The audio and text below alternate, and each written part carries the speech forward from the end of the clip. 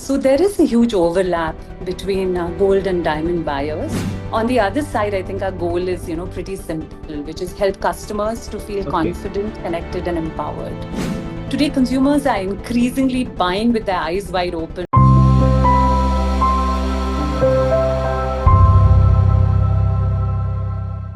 Hi everyone. Titan consistently ranks among the three most valuable companies in the vast Tata empire. This is a tribute to Tanishq and its extraordinary success. Titan launched Tanishq in 1994, 31 years ago. Tanishq brought trust to the fragmented jewelry business and became the first truly pan Indian brand in the category. The brand's sensitive and insightful advertising over the decades has played a key role in helping it maintain leadership in an increasingly competitive business. Today, we chat with CMO Pelki Tshering on why the modern Indian woman still can't get enough of Tanishq. Let's ask her.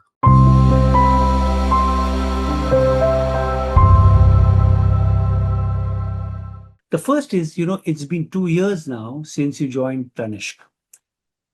What was your first impression of the brand and of the category itself? Uh, Firstly, I don't think I can believe it's only been 2 years. It's been a beautiful ride, if I may. Sorry, just hold on. It's been a beautiful ride. And I think when I first took on the role, right, for me, it was, to be very honest, I was quite overwhelmed because it was about, a deep sense of both a privilege as well as, in some sense, a responsibility that I felt. I guess privilege because since very early on, and all of us know this, that, Tanishq is always one of those brands that you do case study on. And, as an early student of marketing or in my earlier roles, you'd always seen Tanishq up there, especially with the kind of interventions that Tanishq has done. Case in point, I guess, would be the whole carrot meter, which disrupted the industry, where customers were allowed to come and check the purity of gold, and more importantly, as a marketer, the kind of evocative campaigns that they did with saying "Kya aapke ghar mein chor hai?" I can't imagine any brand doing that today. Um, so obviously, it felt like it was a huge privilege to be able to now work on a brand like this. And there was also a deep sense of, I guess, responsibility because uh, one is the legacy that the brand has, but more importantly, as a woman, and seeing the stories that the brand was putting out there, it felt something that was, personally relevant and, deeply meaningful. So, to that extent, I guess, going back to the question you had on what was the first impression, I guess the first impression was that I'm not just moving into a brand, I'm actually getting to play on a canvas as large as Tanishq. And since then, I guess both from a category and the brand perspective, the impression has not changed. It has only gone up. I guess, for the last 30 years, the rate at which the brand has evolved. And I see something similar that's happened in the last 2 years that I have been here. The number of jobs to be done, the fantastic team that I get to work with, the ideas we put out, the campaigns we create. So I think it's been truly meaningful, a great ride, something that I would not have dreamed of as a marketer. Yeah. Wonderful. That's wonderful. You know, Becky, every film or a story has what they call a narrative arc. It is the framework in which the story moves. Now, if you were to imagine Tanishq's advertising as a narrative arc, the advertising over 30 years, what would that story be? So I think 30 years is a really, really long time, right? And especially Correct? for a brand who has been doing this consistently. To me, I think that's the beauty of Tanish, that it's been doing this consistently uh, while evolving with the way the modern Indian woman, who's truly our muse, has evolved. So from that perspective, to be able to kind of put it together in a few words is a tall task. Let me first put that out there. But if I had to really simplistically talk about it, I guess it has been a story where the modern Indian woman is at the heart of everything that we do. It is a story that we tell of authenticity, of empathy, and also social evolution, I guess, right? Because in everything that we do, all that we're doing is really celebrating her life, celebrating her choices, in some sense, her voice, as well as, the nuancing that is there in her relationship and the way she just lives in today's world. So if I just look at, say, the 30 years, since I already spoke of the carrot meter, I guess the other campaign that I could talk about is the most loved campaign, most talked about campaign, the second marriage, right? Where, in some sense, as a brand, we went out there and, kind of questioned the stigma that was there around, a second marriage. So there was this whole consistent way in which there were narratives being crafted around her strength, her individuality. Uh, Maybe you could even just, if I remember right, around 2018 odd, I think we had a campaign called Women of Gold, where we were just celebrating women for the paths that they were choosing. Or, just before I joined, I remember really loving the whole series on marriage conversation in 21, 22, where, the couples were being nudged to, in some sense, have clear, open conversations on, what a marriage could be, what could come in the way. I guess in recent times, some of the films that we've worked on and narratives we've put out there. One of the ones that I really love is the Superwoman. I don't know if you've seen that, where we've really, in some sense, humanized a woman, and we launched it around Women's Day. We've humanized women and really highlighted how the pressure that a woman feels, the society, because of the societal expectation when she starts being called a woman. So everywhere, I think over the years, with the same sense, like I said, of authenticity, of empathy, with the woman Yeah, at the heart of it, stories have been evolving, and yeah. I guess some of the recent ones, if I were to talk about it, what we've also started to do is bring in a lot of cultural diversity and, In fact, regionalization. Pelki, if I may interrupt you, I have a Yeah, yeah. specific question about these, your brand films.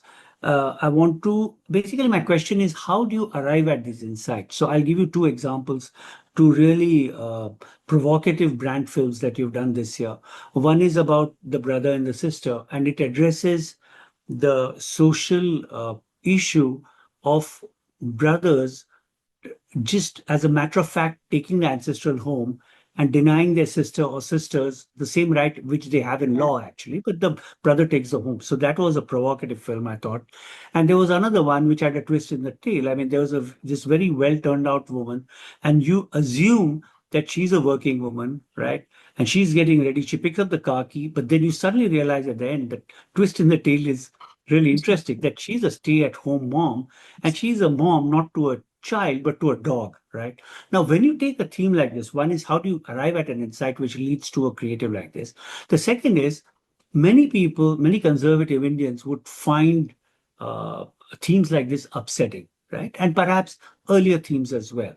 So as the custodian of the brand, how do you see that many people may not like the idea of either a brother giving his sister an equal right to the home, right? Or a modern woman staying home to look after a dog. So let me just break down the question into two parts, right? One is the insight bit, which you called out. And like I was sharing a little while back, I think for us, the purpose of the brand itself, or rather the way Tanish has approached our, campaigns, our narratives, our engagement with our customers, if I may call it that, has always been to celebrate that woman, her choice, her aspiration, her perspective. And on the other side, we do believe that every woman today, especially the every modern Indian woman today, purely on the basis of the unique perspective she brings to every situation that she's encountering, in some way she finds a way, knowingly at times, unknowingly at times, and so effortlessly. And for me, I think I like to underline the word effortlessly a lot because it answers the second part of your question. Um, Very effortlessly, she brings about this unique perspective on account of which she finds a way to shape the world, a world which is more empathetic, a world, which is more equal. And that, I think, is the essence of the brand itself. So much, so touched that, all aspects of the film. You've narrated it so beautifully. But Both the what films about but actually what about come the from the yeah, okay, all I'm right. coming there. I'm coming there. All Yeah. right. So both the films, I think, in some sense, comes from the same essence, right? So if you look at the Rakhi campaign, which is brothers written by sisters, like you rightly said, it only it's in some sense carved from draws inspiration from the bond of the two siblings, right?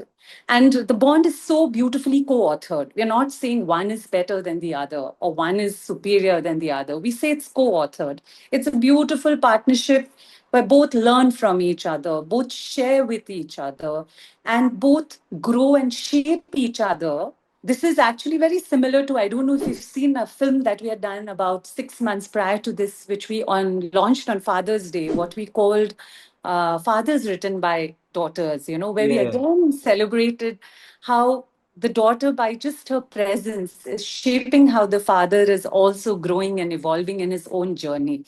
Right? correct. So, in both these cases, I think what we're essentially doing is really only focusing and highlighting that even the women today, purely because of the way they contribute, because of the kind of decision making that they do within the family structure, what happens is they are shaping tradition. They are shaping the way men, women, etc., all come together, right? So,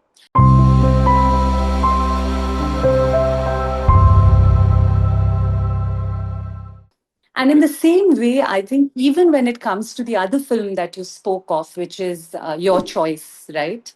Correct. Um, there, it was more about bringing focus to the fact that at the end of the day, empowerment as Hmm. a concept, needs a lensing that is uh, that truly celebrates, the freedom that women have to choose without being women being under the pressure of what they have chosen. So it is about actually celebrating the fact that they have a choice versus what they have chosen. So whether she's chosen to be a working woman today, she's chosen to be a pet parent, she's Okay. chosen to be a homemaker and see her partner out. All of these are actually the choices that the women make. And there too, I feel today I'm hopeful that the world is such that they do believe that all of us at a human level, have the right to choose. And to that extent, I think we did not see any backlash. If at Okay. all, we only saw lots and lots of love from everywhere. That's wonderful. Um, how do you reconcile Tanish's appeal as a national brand for the modern Indian women with the fact that design choices are often very regional, especially when it comes to wedding ornaments? I mean, they're rooted in that culture. And on the other hand, you are a national brand for the modern Indian women. Is how do you deal with this conflict? Uh, I think, see, the purpose of the brand of keeping the woman at the center, I can, talk about it till the cows come home. Absolutely. But I guess what I can at this stage do, what I can at this stage do is talk about our wedding jewelry brand, Riva by Tanishq, Right. which beautifully brings it to life in some sense. Because I think, like most people say, that in India, every 100 kilometers, rituals change, Correct. the way tradition and culture is interpreted change. Right. And on account of that, jewelry as a symbol of that also changes, right? So for us, while we are constantly addressing, celebrating the modern Indian woman, uh, her manifestation in the regions might, like you rightly said, be very different.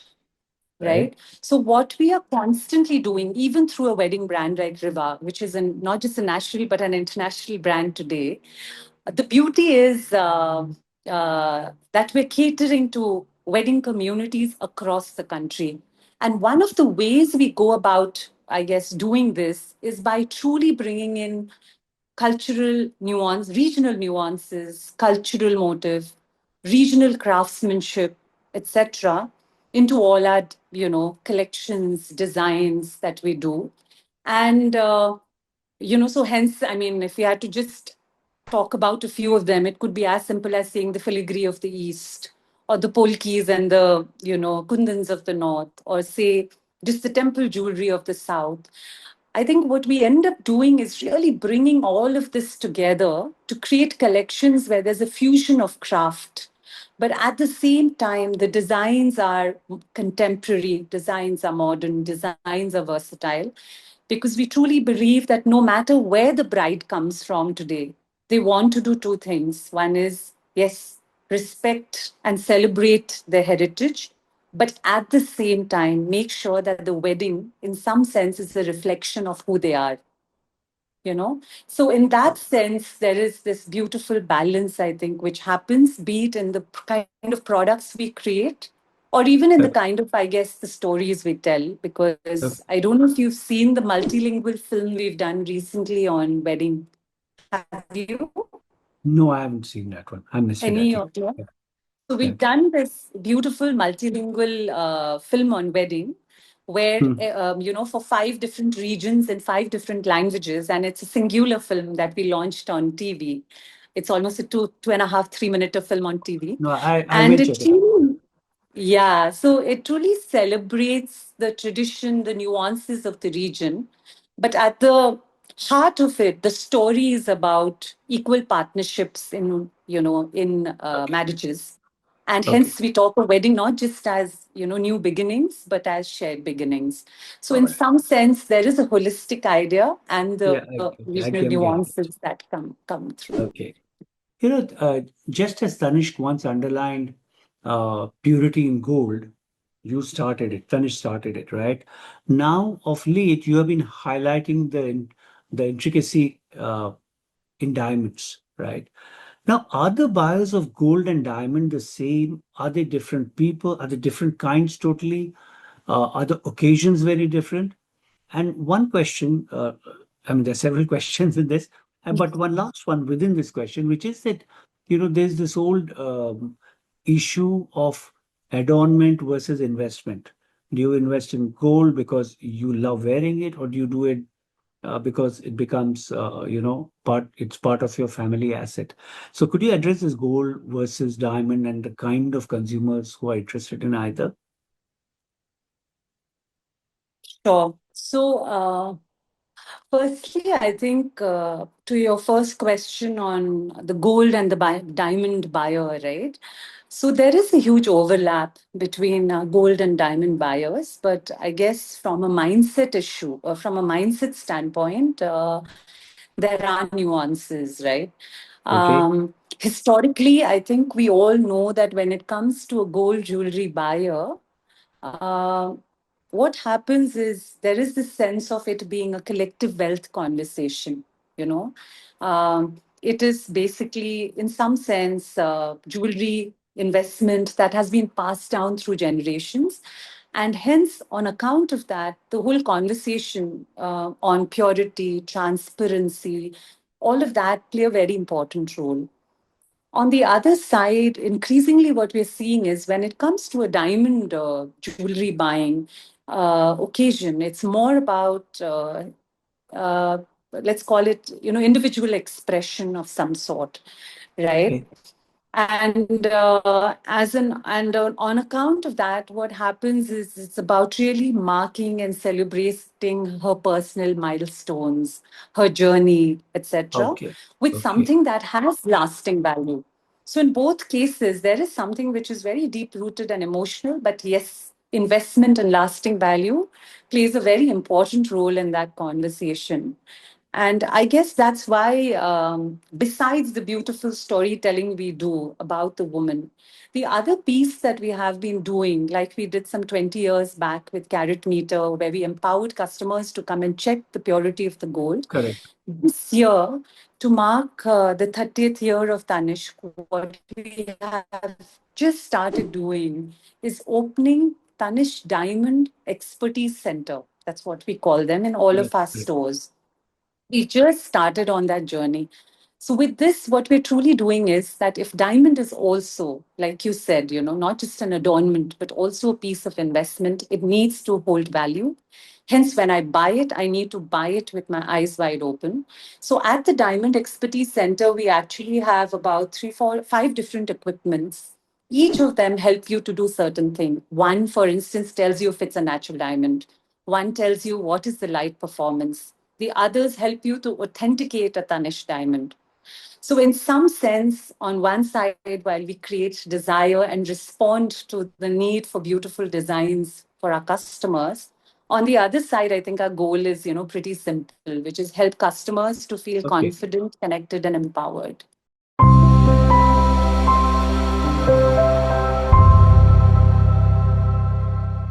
Becky, why is Tanishq pushing into?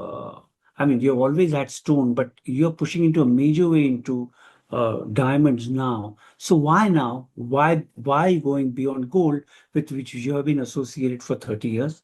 What are the business reasons for the compulsions for it? Actually, it's not like Tanishq was not there in diamond. In fact, if I may to say, be able to say this, we've been pioneers even in diamond in a country like ours, from where for the longest time I think historically diamond was being exported. But when we Right. opened our first showroom, it was actually with studded, what we call studded or diamond jewelry. So it's Okay. not a new foray which is happening. Tanishq has always been in the diamond stage. Okay. And at the end of the day, when we also talk about gold and handcrafted gold, etc., all of this at the end of the day has been about, responding to customers. And today, diamond has become a larger talking point. In fact, if we go back to customers, there are a lot of customers who believe that we are a largely diamond brand. And there are Okay. also a large segment of customers who believe that, we are the handcrafted Karigar legacy brand. So it's not like Tanishq is getting into diamond now. Tanishq has Okay. been there from year one. And I with think customers I think evolving, the conversations have sure. increased. No, I concede your point. I mean that you've been in diamonds for before, but I think you're underlining diamonds more than perhaps you did in your communication. Maybe that's what I mean. No? Not really, not really. Because, Okay. see, the All Diamond right. Expertise Center is coming about now because what we're realizing increasingly is that our conversations on diamond, see, at the end of the day, it's about simplifying the consumer journey on purchase Correct. also. There is a lot of confusion in the marketplace. Consumers are talking about, say, four C's of buying, diamond, which is something that we truly believe is important because it helps you to Okay. evaluate the quality. But those are technical specs at the end of the day. Okay. When a All right. consumer is buying a diamond, it is because of the chamak and how it looks. And those technical specs are just like we say the tip of the iceberg. What is Okay. truly important is light performance, right? Okay. All And right. for that, about what we say, come and see what we are telling you for yourself. Okay. Okay.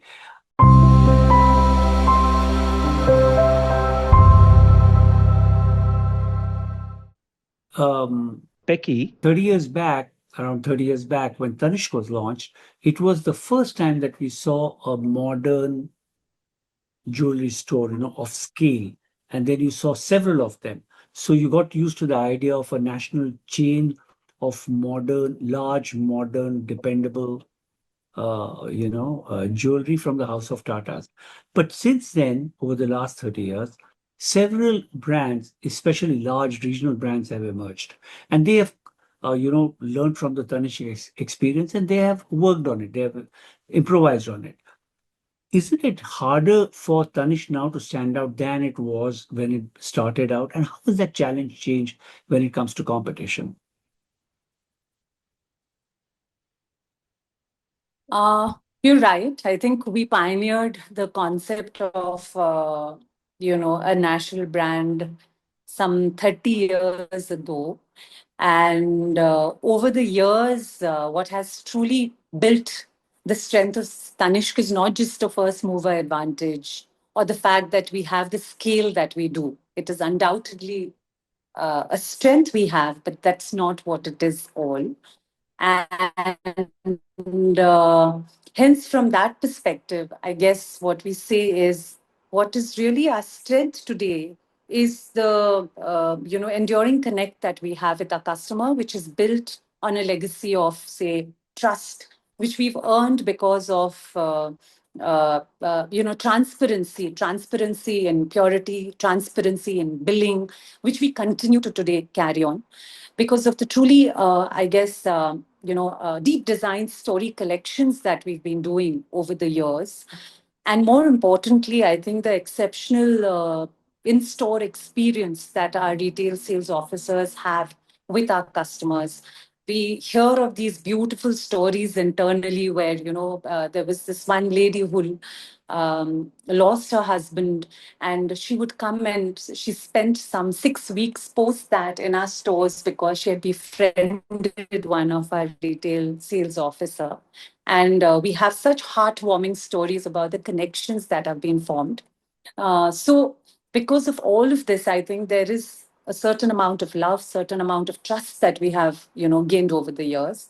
Besides that, I guess, what you already spoke of from a standpoint of the kind of collections, designs, etc., which is both traditional yet well with modern sensibilities. Today, when we talk of modern sensibilities, we're proud to say that we are able to even take them to global platforms like, at the Paris Couture Week, or have much younger influencers like a Jazzy B actually wanting to put a Tanishq product in a music video, which really surprised us when they reached out to us saying, can we put it out there? So just that beautiful balance between tradition, modern, the old and the new, all of that, right? And the Okay. last bit I think that we have been doing is also not just the stories we tell, but how and where we tell them. Hence, everything that we have done to keep in pace, whether it's e-commerce, whether it's personalization, customization, all of that. So, given all of this, while yes, the competitive scenario in the market has really gone up, Yeah. and there are, yes, a lot of players coming into the organized sector, figuring things out. Uh, we just believe maybe, we need to focus on what is our strength, which is being able to understand the modern Indian woman and continuously strive to deliver to that.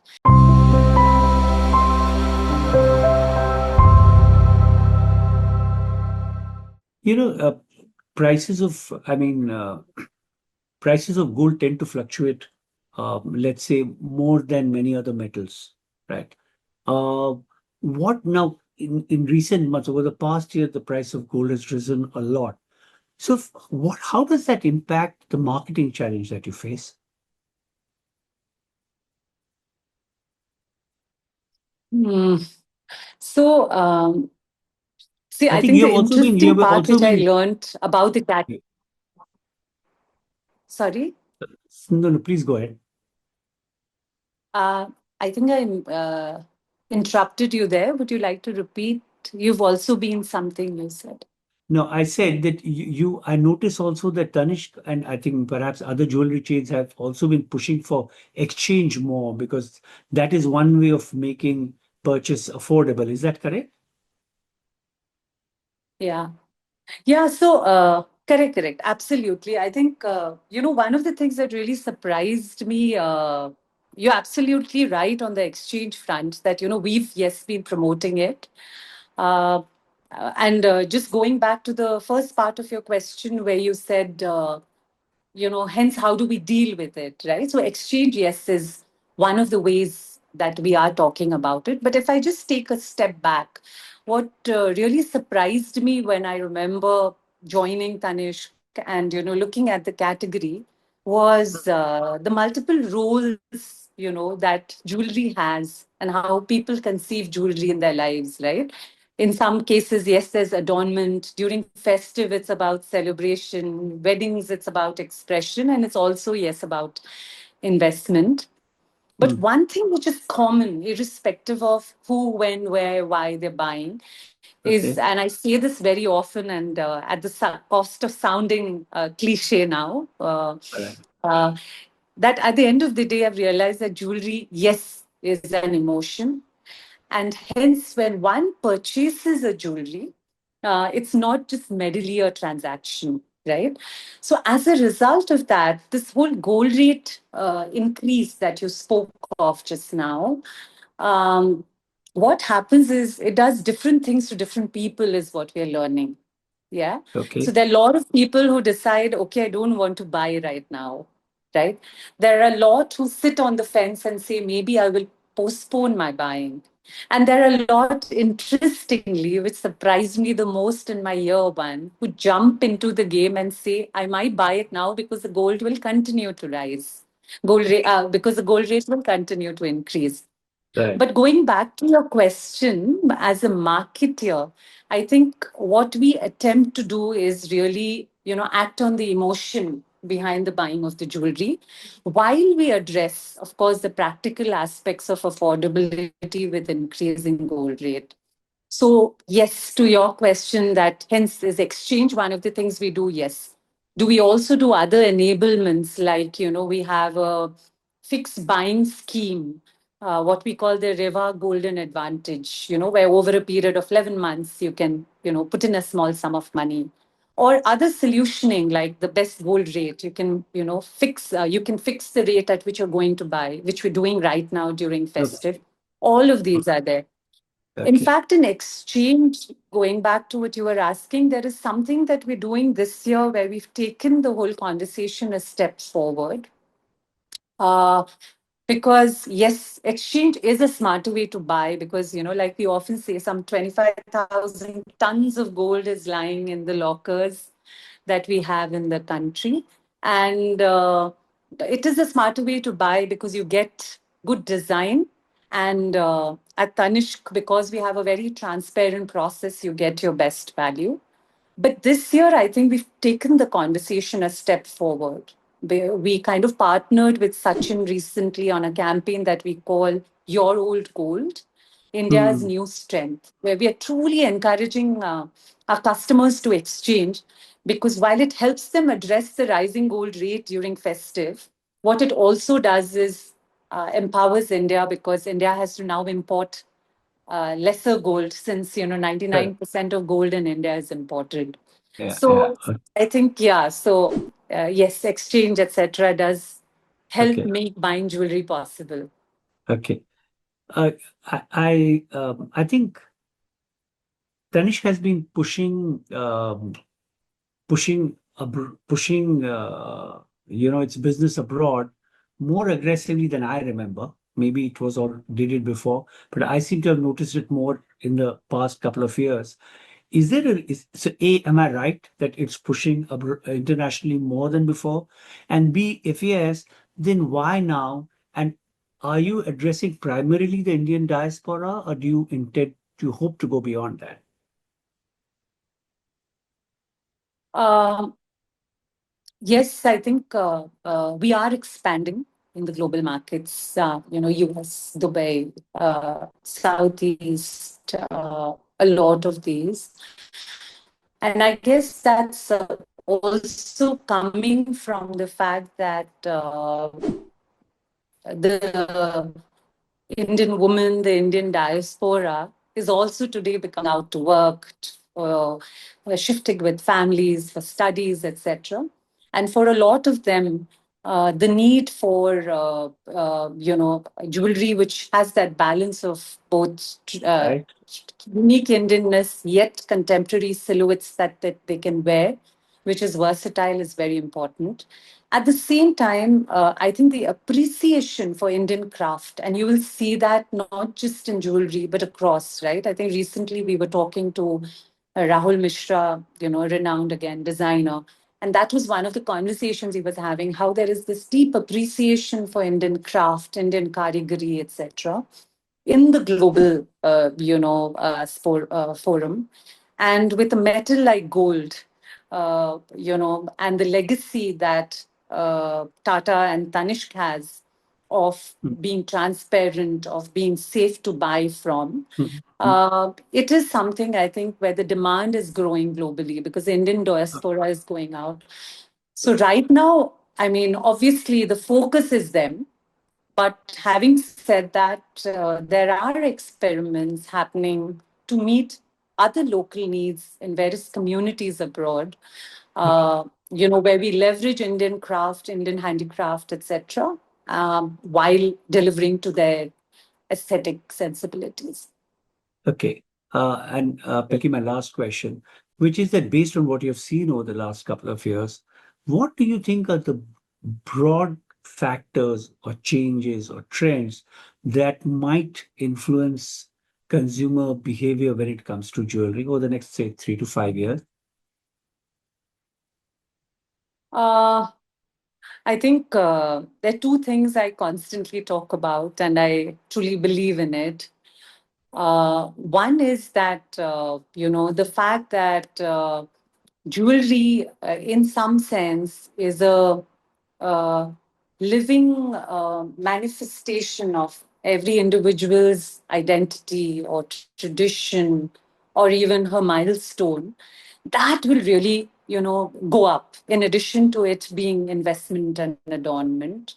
Okay. And I guess what will happen on account of that is that, the need to author my jewelry, the need for me to personalize, the need for me to customize my jewelry to truly represent who I am will really go up. And on account of that, I think what will also happen is this whole piece that we keep talking about, lightweight jewelry, versatile jewelry, etc. No doubt it addresses the current issue of rising gold rate, but I feel in some sense it also addresses the same in a consumer's life. What it also allows you to do is to layer, to stack up. And in some sense, jewelry, which is otherwise, three people could have it, will have your own personal relevance because it will be an expression of how I am wearing it. That's interesting. Right? So I feel that's one big piece which is definitely going to be there. The second, again in the past, that today consumers are increasingly buying with their eyes wide open. I think we saw this in a research recently, and it was very nicely articulated to say, I want to buy with my eyes wide open. So the Okay. whole current brand currency on trust, on transparency is, only going to increase. And I think hence, as brands, those are the two things. One Oh, is continuing to build irrational desires through design, through authorship of design, personalization. And on the other side, truly balancing it with giving consumers the confidence to buy is, I But if think, but where if it you will if boil you down.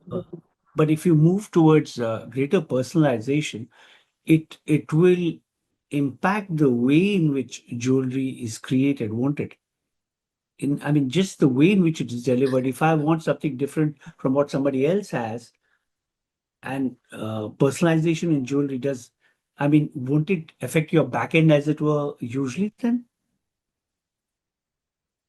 So, what happens is again, personalization, customization are things that people are seeking in certain occasions, right? Okay, For those occasions, the degree of personalization that's required does not really impact the backend because a large part of our products are anyway handcrafted.